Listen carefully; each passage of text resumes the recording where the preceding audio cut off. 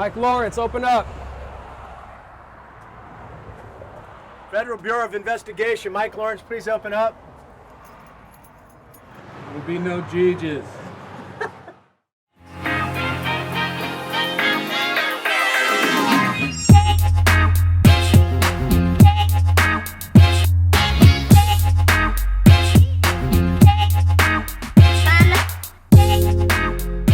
Think big, dream, have vision, set goals, focus.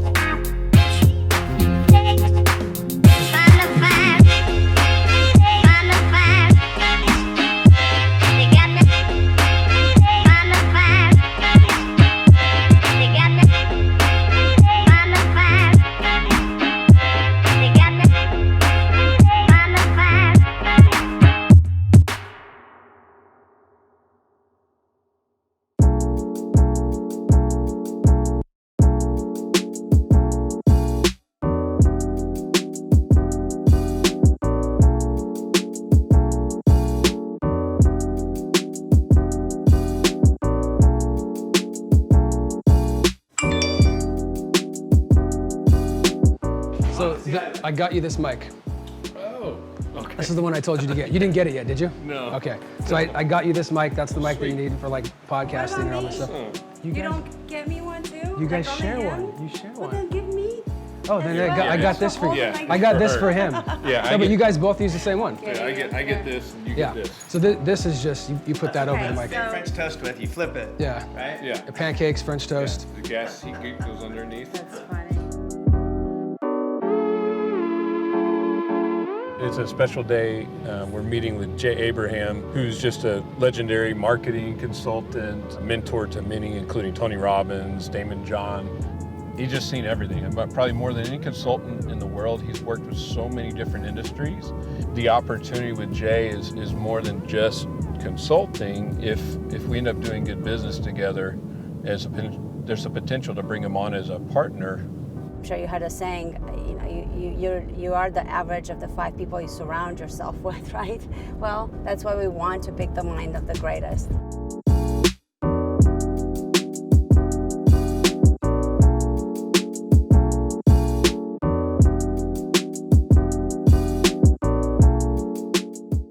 $22 billion in profits for 500 different industries.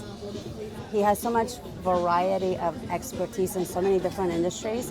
He asks questions. That's kind of how he analyzes a business. And he gets an idea based on that, or it's kind of like a comparison matrix. Think about it, like you're a platform based on a business, right? But every business has certain criteria in it, right? But then what works for you and may work in a different industry. Not everything that works in your business is going to work in a different industry, but certain things and certain ideas and certain things that are working in a different industry could be working in yours as well. So he takes things that he can put from somebody else into yours that you'll never even think about unless you get exposed to that, right? That's the beauty of it. The whole idea is just to continue growing. That's what we've been doing for the last 10 years is growing ourselves, personal development. Something we teach in our company all the time is you got to grow yourself, you got to develop personally, you got to grow your skills, you got to grow your mind, you got to grow your knowledge in business. And so getting around a mind like him, we just want to grow.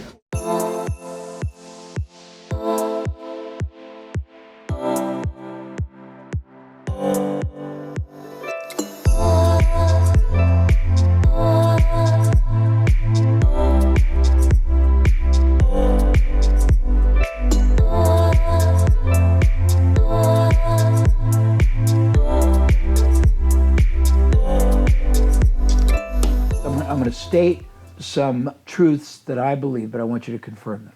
You want somebody, preferably, who has been successful selling semi-intangibles door to door. Correct. Okay. Yeah, face to face, door to door, Yeah. B2B. High whatever. ticket protection. It's better reception. It's more channels. It's whatever it is. There's a story that we used in one of our books, but it's very appropriate. Willie Sutton was the biggest, and he think he still holds a record, biggest bank robber of all time. He robbed more banks than anybody else for 2 decades. They finally caught him and they asked him why he robbed so many banks. And his answer was very simple. That's where the money is.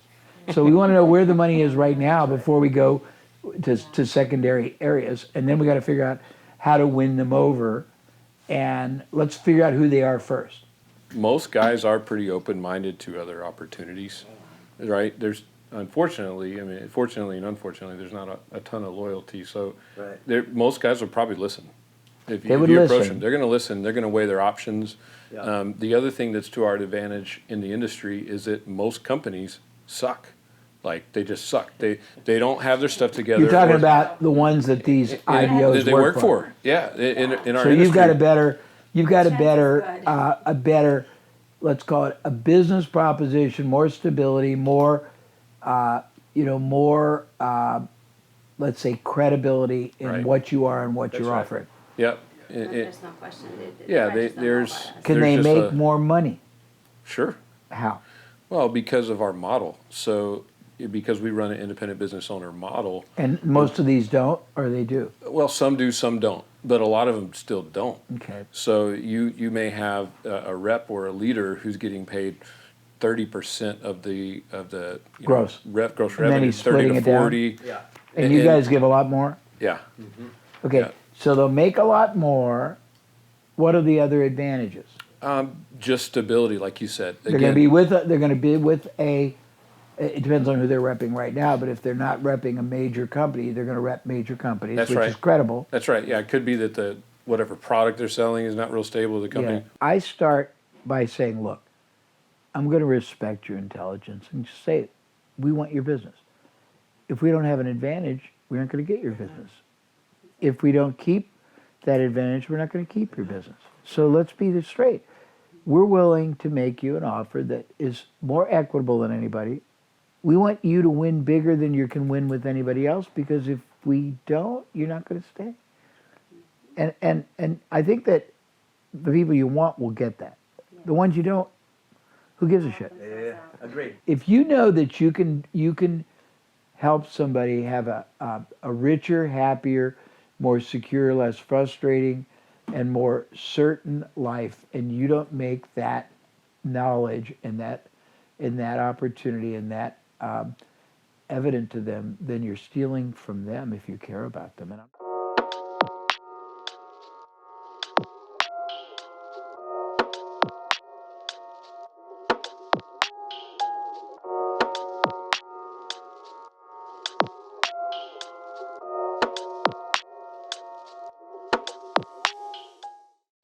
To speak to your note, I like that because retail models are much sexier and easier to recruit. And it's not a pay on performance thing. It's more of like, we're going to charge you $500 and they're looking to leave. And they're looking to leave because they know the insecurity of the business. So that's why retail is easy to recruit. The problem with what Jay was saying is for us to go recruit retail people. Yeah. Retail, there's two types of people in our world. Right. Retail people are what I call inside cats. To recruit an inside cat to come work for an outside dog, it generally doesn't translate. They're like, wait, I gotta work. I don't agree with that. I think that depends. But I think most people that work a retail job, it's just because it's easy. You walk in, you get an application, they're always fucking hired. If we can find a way to target them efficiently that doesn't cost us a lot of money, to me it's just another way to recruit. What's good about that demographic is they're not making a lot of money. Right? So if they're making $8 or $10 an hour, then they're not giving up a whole lot. So that transition is good, and as far as that goes. I mean, but to the point of, I don't think they're the target demographic for going door to door and selling, because they're inside cats, to your point. But if we can efficiently target them, if you have a way that, through social or whatever, to just attract massive amounts of them, and it doesn't cost us a lot of money, it's just another way to bring in, recruits.